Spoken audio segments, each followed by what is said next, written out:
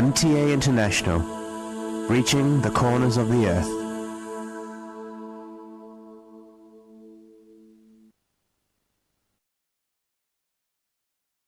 اس وقت ہم سیدنا حضرت امیر المومنین خلیفۃ المسیح رابع ایدہ اللہ تعالیٰ بنصر العزیز کا ایک تاریخی خطبہ جمعہ آپ کی خدمت میں پیش کر رہے ہیں۔ حبیبنا صلی علی محمد صلی علی حبیبنا صلی علی محمد صلی علی رسولنا صلی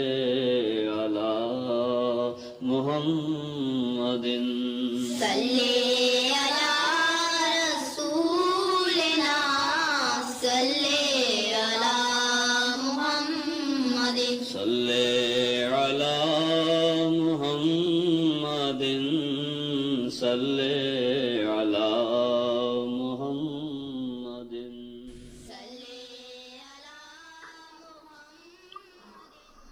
اشہد ان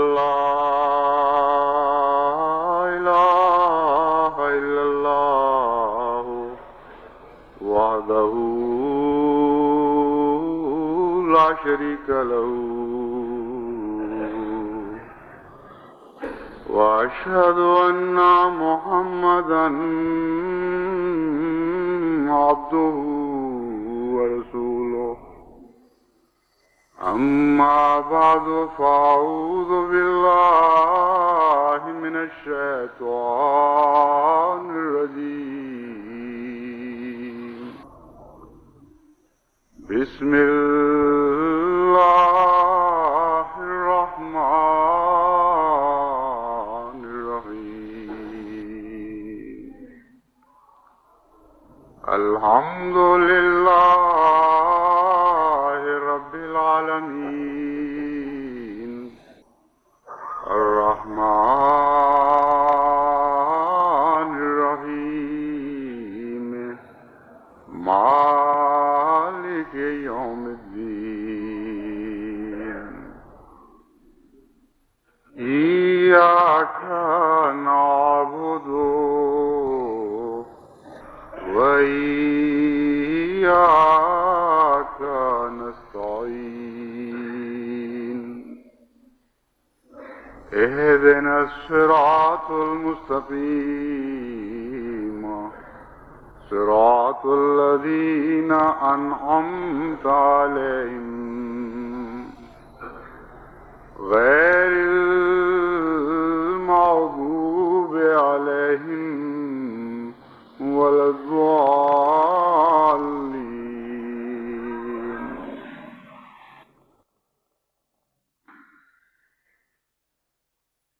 دنیا میں انسان جتنی مادی ترقی کرتا چلا جا رہا ہے اس کے ساتھ ساتھ وہ انسان کی آسائش کے بھی نئے نئے سامان مہیا ہو رہے ہیں، تاہم انسانی بے چینی ہر دم ہر آن بڑھتی ہی چلی جا رہی ہے۔ افراد بھی بے چین ہیں اور خاندان بھی بے چین ہیں اور قومیں بھی بے چین ہیں اور بلاکس بھی بے چین ہیں، مشرق بھی بے چین ہے اور مغرب بھی بے چین ہے، شمال بھی اور جنوب بھی، اور تمام دنیا میں انسان دن بدن ادنا سے زیادہ شدید تر بے چینی کی طرف بڑھتا جا رہا ہے۔ بے چینی اور سکون دونوں کی جنگ تو ابتدائے آفرینش سے ہی جاری ہے، اور ہمیشہ سے انسان کو سکون کی تلاش رہی ہے، لیکن بعض ادوار زمانے میں ایسے بھی آتے ہیں جبکہ بے چینی بڑی شدت کے ساتھ غلبہ پا جاتی ہے اور سکون ایک لفظ سے انقاد نظر آتا ہے جس کا ذکر کتابوں میں تو ملتا ہے لیکن حقیقت میں یہ نہیں پایا جاتا۔ ایسے ہی زمانے کو قرآن اصطلاح میں خسر کا زمانہ کہا جاتا ہے. والعصر ان الانسان لفی خسر. زمانہ گواہ ہے اور زمانے کی بے قراریاں اور بے چینیاں گواہ ہیں کہ انسان من حیث المجموع گھاٹے میں مبتلا ہے اور گھاٹے کا سودا کھا رہا ہے. ہر تاجر جانتا ہے کہ گھاٹا کوئی تسکین قلب تو نہیں دیا کرتا، وہ تو ایک شدید بے چینی پیدا کرتا ہے. بس جہاں گھاٹے سے مراد کئی قسم کے نقصانات ہیں، وہاں اس کا نتیجہ بھی پیش نظر رہنا چاہیے کہ جب بھی انسان یا زمانہ بحیثیت مجموع گھاٹے میں مبتلا ہو جائے تو بے چینی کا بڑھنا اس کا ایک لازمی نتیجہ ہے.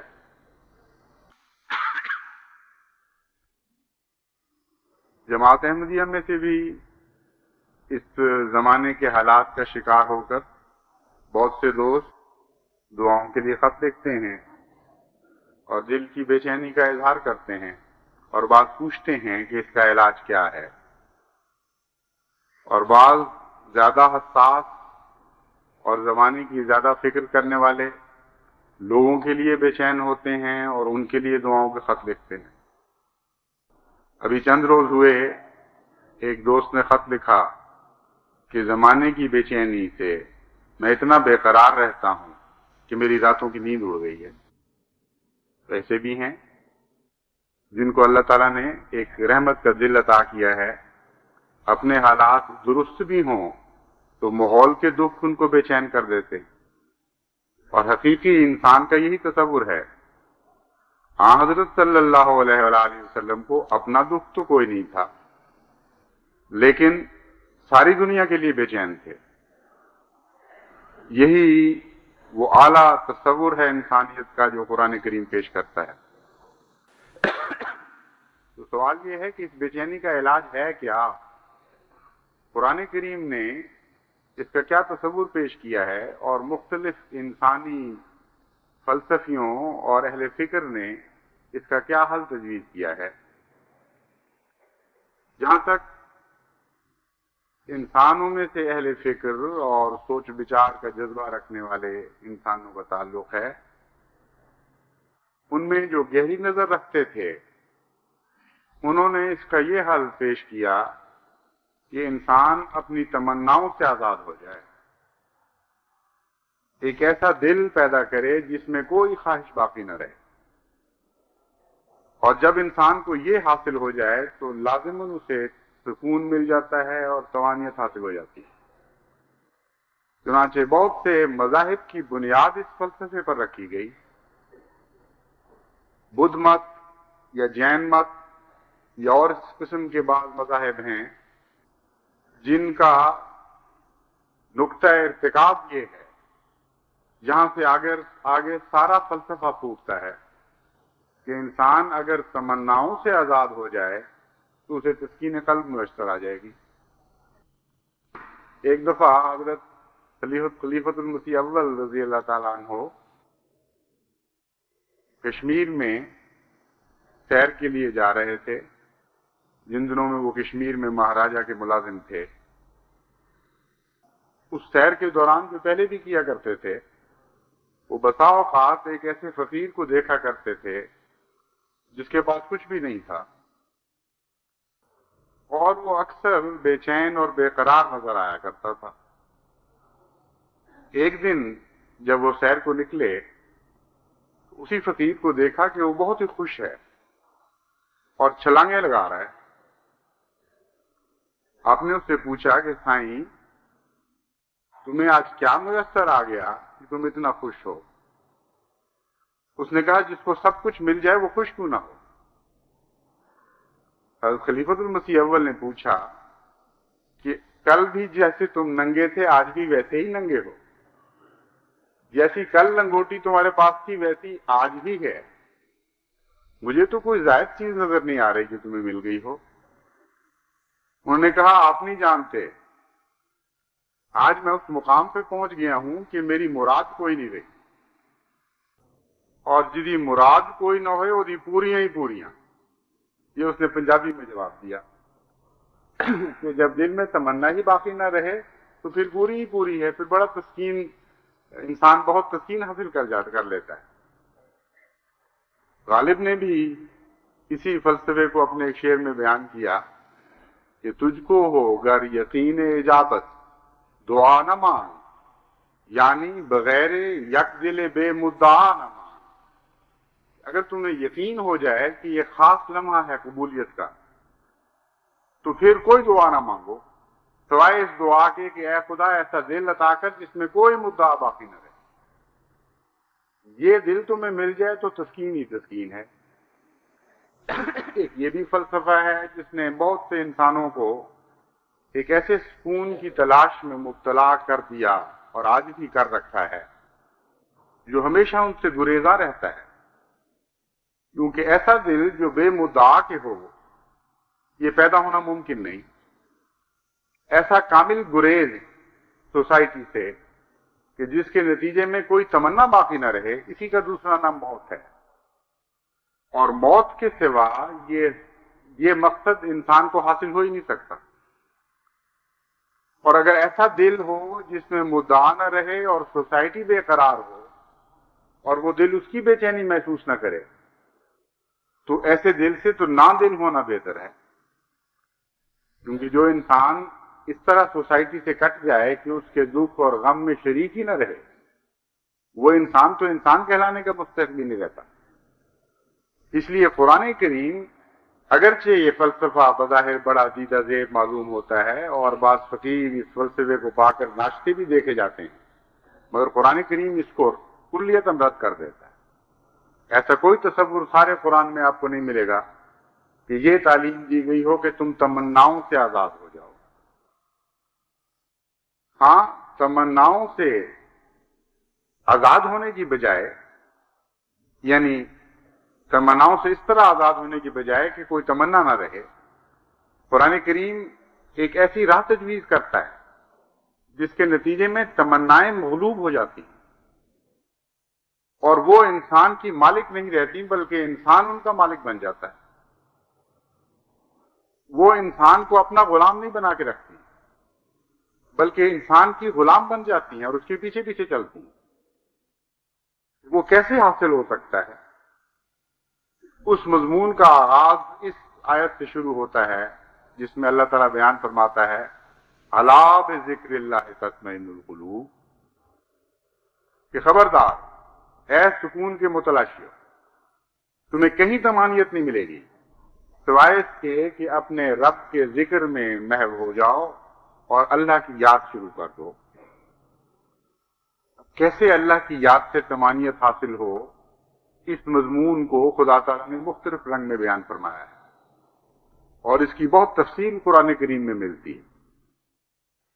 محض ایسا ذکر نہیں ہے کہ جس کے نتیجے میں انسان منہ سے کہنا شروع کر دے اللہ اللہ اور پھر سمجھے کہ اس کا دل تسکین پا جائے گا اور طمانینت حاصل کر لے گا، بلکہ اس کے پیچھے ایک گہرا فلسفہ ہے اور اسے قرآن کریم خود کھول کر بیان فرماتا ہے۔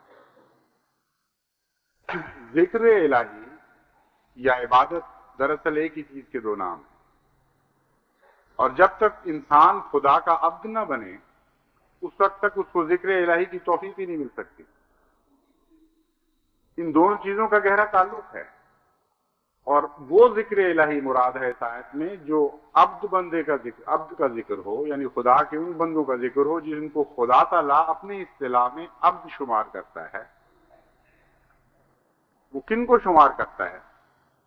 کون ہیں جو عبد بن جاتے ہیں اور جو ذکر الہی کے مستحق بن جاتے ہیں، جو اس مقام پر فائز ہو جاتے ہیں کہ پھر ان کا ذکر ان کے دلوں کو تسکین بخشے۔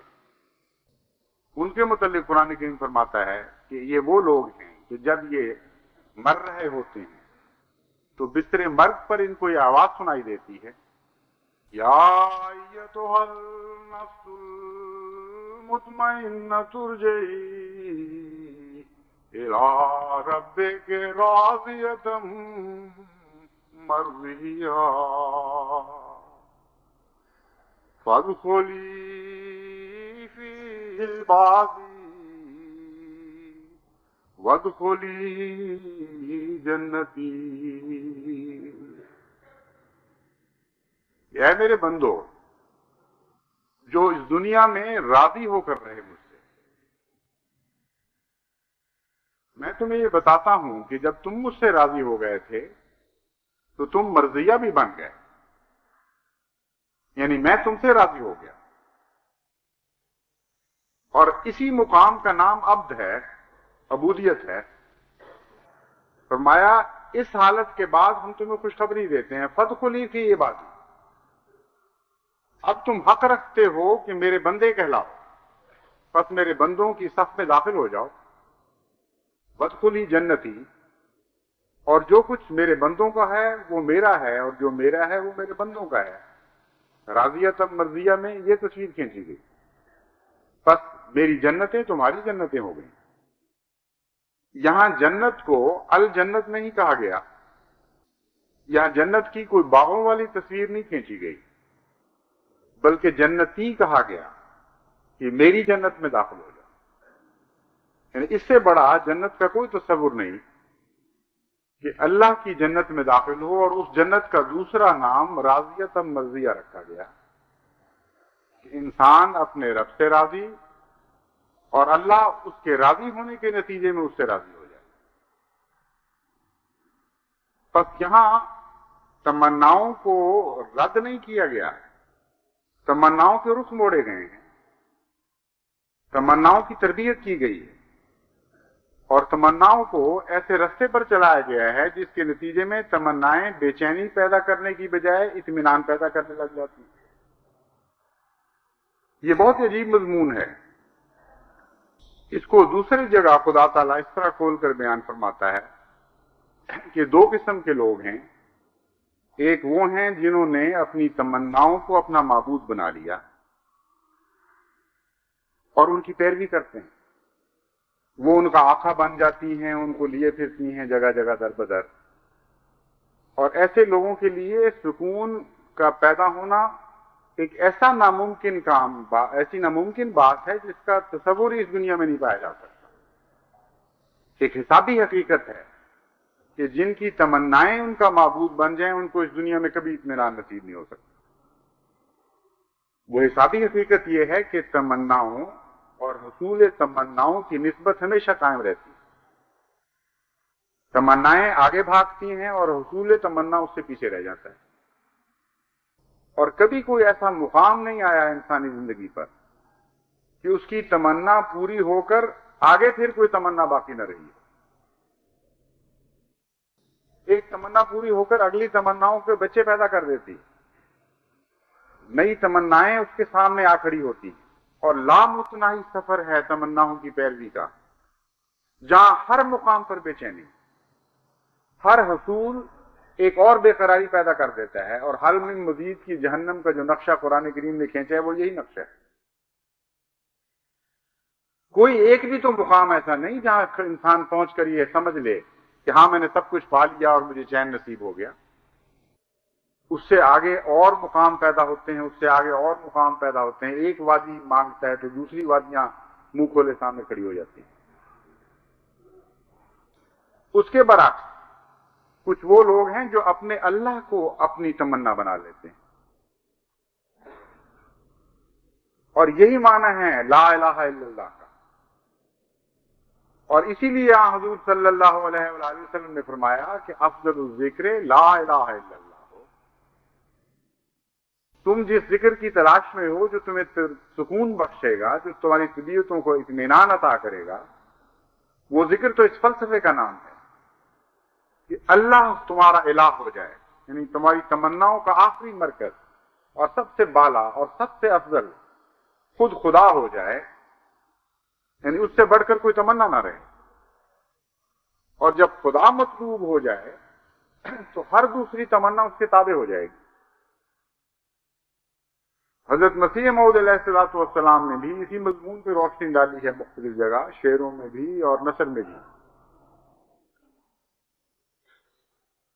فرماتے ہیں درد و عالم مرا عزیز سوئی، پانچ میخواہ مستو نیز سوئی۔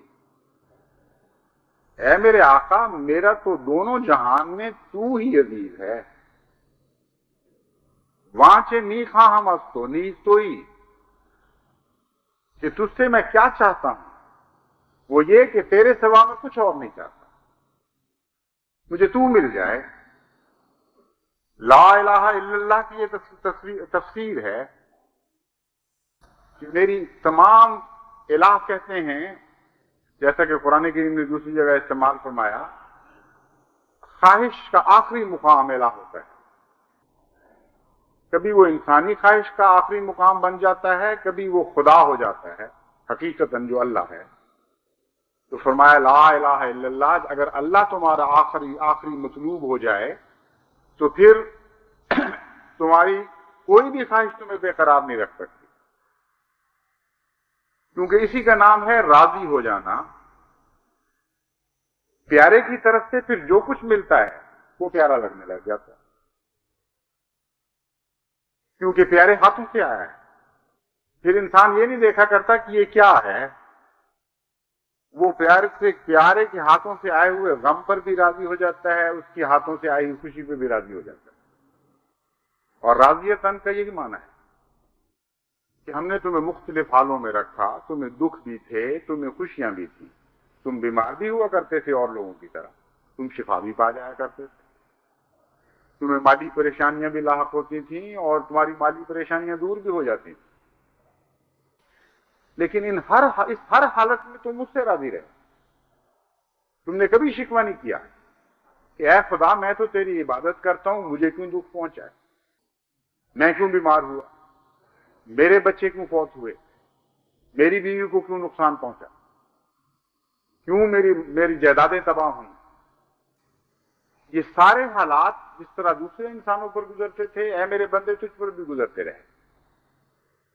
اگرچہ یہ الگ بات ہے کہ دوسروں کی نسبت تو کم ابتلا میں تھا، لیکن جہاں تک تیری ذات کا تعلق ہے تو بھی زیرو بم میں سے گزرا ہے، لیکن ہر حالت میں تو مجھ سے راضی تھا۔ غم کی حالت میں بھی تو مجھے یاد کیا کرتا تھا، خوشی کی حالت میں بھی یاد کیا کرتا تھا۔ الذین یذکرون اللہ قیاما وقعودا وعلی جنوبہم، یہ حالت تھی تیری کہ راتوں کو بھی اٹھتا تھا تو یاد کرتا تھا، کھڑے ہو کے بھی یاد کرتا تھا، لیٹے ہوئے بھی یاد کرتا تھا، بیٹھے ہوئے بھی یاد کیا کرتا تھا۔ یدعون ربہم خوفا وطمعا مما رزقناہم ینفقون، ایسے بندے بن گئے تھے یاد کرنے والے کہ طمع کی حالت میں بھی یاد کرتے تھے اور خوف کی حالت میں بھی یاد کرتے تھے۔ یعنی وہ حالتیں جو دوسرے انسانوں کو خوف میں مبتلا کر دیتی ہیں اور غم میں مبتلا کرتی ہیں، ان میں بھی اللہ ہی یاد آیا کرتا تھا۔ تو کامل طور پر اگر کسی وجود سے محبت ہو جائے تو اس محبت کے نتیجے میں اس کی ہر عادت اور ہر بات، ہر ادا پیاری لگنے لگ جاتی ہے، اور اسی کا نام طمانینت قلب ہے۔ محبت کا یہ مقام انسان کو حاصل ہو جائے کہ کسی ایک وجود سے ایسا پیار کرنے لگے کہ پھر اس کی ہر بات پر راضی ہونا سیکھ جائے۔ لیکن یہیں تک بات نہیں رہتی، بعض دفعہ محبوب سے ایک انسان راضی رہتا ہے لیکن محبوب راضی نہیں ہوتا۔ دنیا میں تو یہ بھی ہم دیکھتے ہیں، ہر انسان کے اپنے اپنے مقام ہیں، کوئی بدصورت ہے، کوئی خوبصورت ہے، کوئی اعلیٰ علمی صلاحیتیں رکھتا ہے، کوئی جہالت کی طرف میں مبتلا ہے، قومی فرق ہیں، نسلوں کے فرق ہیں، مزاجوں کے فرق ہیں۔ تو انسانی دنیا میں تو ہم یہی دیکھتے ہیں کہ عاشق تو راضی ہوا پھرتا ہے اور معشوق راضی ہی نہیں ہونے میں آتا، اور ہو بھی نہیں سکتا بیچارہ۔ اس کے اپنے بھی تو کچھ تقاضے ہیں، اس کے اپنے بھی تو ذوق ہیں، وہ بھی تو پورے ہونے چاہیے۔ اس لیے وہ عشق پھر بھی بے چینی پیدا کر دیتا ہے۔ لیکن خدا تعالیٰ نے جس عشق کا ذکر فرمایا ہے وہاں ہر رضا کے ساتھ ایک متقابل رضا بھی ملتی ہے جو مرضیہ کی شکل میں ظاہر ہوتی ہے۔ فرماتا ہے تم جس مقام پر بھی ہوگے، خواہ تم ادنا بندوں میں سے ہو یا اعلیٰ بندوں میں سے ہو، خواہ علماء میں سے ہو یا جہلاء میں سے ہو، حسین لوگوں میں سے ہو یا بدصورتوں میں سے ہو، میں تم سے وعدہ کرتا ہوں کہ جب تم مجھ سے میری کسی ایک ادا سے بھی راضی ہوگے تو اس کے جواب میں ایک مرضیہ کی حالت بھی پاؤ گے، اور اس کا ایک جواب دیکھو گے، میں ہمیشہ اس کے جواب میں تم سے راضی ہوا کروں گا اور تم سے اپنے پیار کا اظہار کروں گا۔ یہ ہے تمانیت قلب جس کا نقشہ قرآن کریم نے کھینچا ہے۔ راضیت مرضیہ اس حال میں کہ ہر دفعہ جب عاشق اپنے معشوق سے راضی ہوتا ہے تو معشوق بھی ایک مرضی کی ادا دکھاتا ہے، اس سے پیار کا اظہار کرتا ہے۔ اسی کا نام تمانیت قلب ہے، اور اس کے سوا تمانیت قلب کا اور کوئی رستہ نہیں۔ جاہل ہیں جو اس رستے کو چھوڑ کر دوسرے رستوں میں تمانیت کی تلاش کیا کرتے ہیں۔ بس وہ لوگ جو مجھے لکھ کر پوچھتے ہیں، جو دنیا کی بے قراری کا علاج چاہتے ہیں، ان کو میں بتا دیتا ہوں کہ اس علاج کے سوا مجھے تو کوئی اور علاج نظر نہیں آتا۔ اپنے رب سے محبت پیدا کریں، اس کو اپنا مطلوب بنا لیں، اس کو اپنا مقصود بنا لیں، اور پھر اس سے راضی ہونا سیکھ جائیں۔ جتنا آپ رضا میں آگے بڑھتے چلے جائیں گے اتنا ہی آپ عبودیت میں داخل ہوتے چلے جائیں گے، اتنا ہی اللہ تعالیٰ کے عبد بنتے چلے جائیں گے، اور جب خدا کا کامل عبد بن جائے تو اس سے ایک اور نتیجہ پیدا ہوتا ہے۔ کامل عبد ہوتا ہی وہ ہے جس کا اپنا کچھ نہ رہے، کلیتاً خالی ہو جائے اپنے وجود سے، اور پھر مالک جو اس کو دیتا ہے وہی اس کو ہوتا ہے، یعنی 100% وہ مالک پر منحصر ہو جاتا ہے۔ اپنا جب کچھ نہیں رہا تو جو کچھ بھی مالک سے ملتا ہے بطور عطا ہی ملتا ہے۔ اللہ تعالیٰ فرماتا ہے کہ جب ہم تمہیں خالی کر دیں گے ہر دوسری چیز سے، یعنی تمہاری تمنائیں تو رہیں گی لیکن میری غلام بن کر رہیں گی، آزاد تمنائیں نہیں رہیں گی، غالب تمنائیں نہیں رہیں گی، مغلوب ہو جائیں گی میری یاد کے نیچے، تب میں تمہیں بتاتا ہوں کہ جو کچھ میرا ہے وہ تمہارا ہو جائے گا۔ تب تم میں عباد میں داخل ہوگے، اور عباد میں داخل ہونے کا مطلب ہے میری جنتوں میں داخل ہو جاؤ۔ یہ وہ مقام ہے جو ایک لحاظ سے ایک درجے تک اس دنیا میں بھی انسان کو حاصل ہو جاتا ہے، اور جتنے خدا کے برگزیدہ بندے انبیاء کی صورت میں ہمیں نظر آتے ہیں یا دوسرے نسبتاً ادنا مقامات پر بھی، ان میں بھی درجہ بدرجہ ہم یہی رضا کا مقام دیکھتے ہیں۔ حضرت موسیٰ علیہ السلام کہ اپنے رب سے پیار کا ایک واقعہ قرآن کریم میں مذکور ہے جو دراصل اسی فلسفے کو ظاہر کرتا ہے، اور بہت ہی پیارا واقعہ ہے۔ آپ نے ایک ضرورت کے وقت ایک نئی جگہ میں، نئے جہاں کوئی اپنا ساتھی، کوئی واقف نہیں تھا، کوئی مددگار نہیں تھا، ایسی حالت میں بیٹھ کے دعا کی کہ آپ کسی اور کے سامنے ہاتھ نہیں پھیلا سکتے تھے،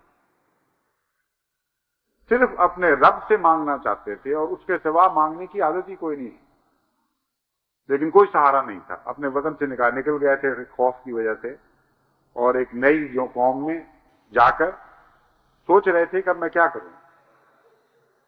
وہاں بیٹھے بیٹھے انہوں نے یہ دعا کی کہ رب انی لما انزلت الی من خیر فقیر۔ کیسی عجیب تمنا ظاہر کی ہے۔ کہتے ہیں اے میرے رب، تو جو کچھ بھی مجھے دے وہی میری تمنا ہے، میں اسی پہ راضی ہوں۔ میں فقیر اس چیز کا ہوں جو تو مجھے عطا کرے۔ یعنی کچھ نہیں بتایا کہ میں کیا چاہتا ہوں، میری کیا تمنائیں ہیں، میری کیا ضروریات ہیں، میں بھوکا ہوں، میں شادی کے بغیر ہوں، مجھے سہارا چاہیے، ایک نئے ٹرائب میں آیا ہوں، نئے قبیلے میں، مجھے کوئی نہ کوئی سایہ چاہیے جس کے تحت میں یہاں زندگی گزاروں، اور بے شمار ضروریات ہو سکتی تھی۔ کیسا پیارا فکرہ دماغ میں آیا ہے، کیسی پیاری سوچ ہے وہ۔ معلوم ہوتا ہے بڑا غور کیا کہ آخر میں رب سے کیا مانگوں، اتنی ضرورتیں، اتنے لمبی چوڑی تقریریں کیا کروں۔ پھر یہ سوچا ہوگا کہ میں تو اپنے اللہ سے محبت کرتا ہوں، اور میں جانتا ہوں کہ میری محبت کے جواب میں ہمیشہ وہ محبت ہی کرتا ہے، تو کیوں نہ یہ معاملہ اس پر چھوڑ دوں۔ اس کو بھی یہ پتا ہے کہ جو مجھے دے گا میں اس سے راضی ہو جاؤں گا، اور مجھے بھی یہ پتا ہے کہ مجھے وہی دے گا جس سے میں راضی ہوں۔ تو اس کے بعد پھر اور مانگنے کا سوال ہی کیا باقی رہ جاتا ہے؟ رب انی لما انزلت الی من خیر، اے خدا میں تو فقیر بنا بیٹھا ہوں اس چیز کا جو تو مجھے عطا کرے۔ یہی بات ایک اچھی ادا کی شکل میں مغربی تہذیب میں اس رنگ میں پائی جاتی ہے۔ جس قوم میں بھی کوئی اچھی بات ہو اسے سراہنا چاہیے۔ ان کو جب کوئی تحفہ دیتا ہے مغربی قوموں کو، تو جس فرد کو تحفہ دیا جاتا ہے وہ آگے سے یہ جواب دیتا ہے کہ آپ نے ایسا تحفہ دیا کہ بالکل اسی چیز کی مجھے ضرورت ہے، میں بہت آپ کا ممنون ہوں۔ اور یہ جواب تو ایک رسمی جواب ہے خوش کرنے کے لیے، لیکن اس کے پیچھے فلسفہ جو کار فرما ہے وہ بالکل درست ہے۔ اگر کسی کو یہ کہا جائے کہ جو کچھ مجھے آپ نے دیا ہے مجھے اس کی ضرورت تھی، تو اس سے زیادہ خوشی اس کو نہیں پہنچ سکتی کہ بین ہی اس کی مرضی اس کی ضرورت کے مطابق میں نے اسے کوئی چیز دے دی۔ تو دنیا کی تہذیبوں میں بھی یہ بات اچھی لگتی ہے، لیکن ویسے حقیقت سے آری ہوتی ہے۔ شاذ و نادر کبھی اتفاقاً کوئی ایسا تحفہ کسی کو ملتا ہو جس کو ایسی ضرورت ہو کہ اسی کے انتظار میں گویا بیٹھا ہے،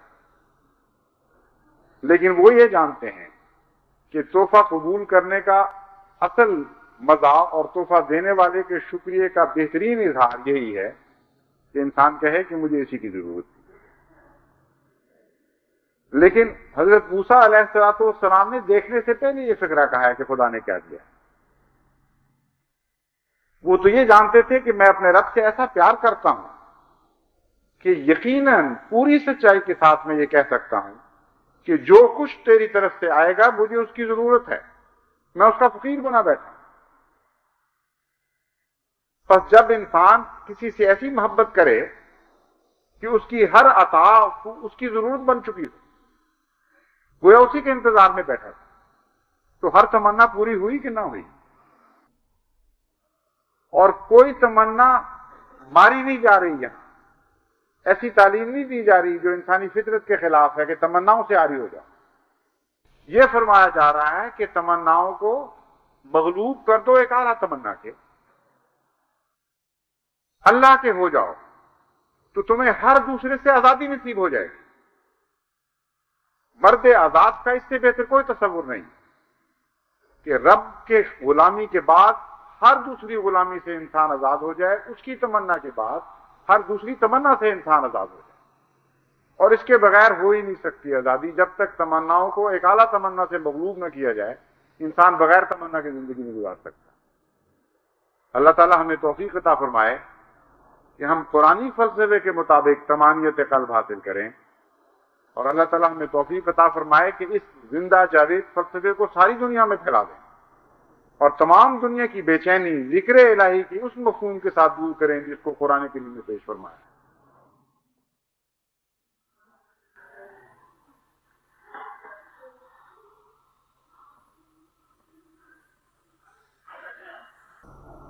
الحمدللہ نحمدہ ونستعینہ ونستغفرہ ونؤمن بہ ونتوکل علیہ ونعوذ باللہ من شرور انفسنا ومن سیئات اعمالنا ومن يهده الله فلا مضل له ومن يضلله فلا هادي له ونشهد أن لا إله إلا الله وحده لا شريك له نشهد أن محمدا عبده ورسوله عباد الله رحمكم الله إن यामुरु बिल अदल वल इहसान व इताइ ज़िल क़ुरबा व यन्हा अनिल फ़हशाइ वल मुनकरि वल बग़ी यइज़ुकुम लअल्लकुम तज़क्करून उज़्कुरुल्लाह यज़्कुरकुम